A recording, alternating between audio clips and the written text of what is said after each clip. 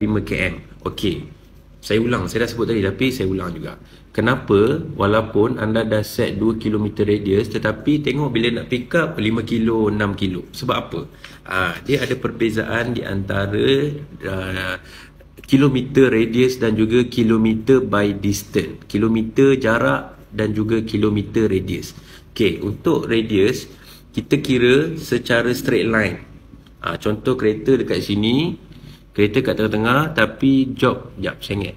Tapi job yang masuk ni mungkin dekat hujung bulatan ni. Kita kira jarak itu secara straight line. Tapi kenapa bila nak pick up lebih daripada 2 km?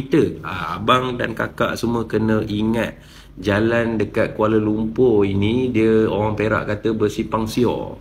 Okay? Dia banyak kona-kona. So daripada jarak, daripada tempat driver nak pergi ke mana?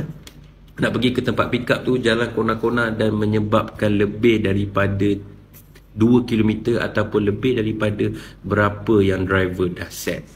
So harap faham.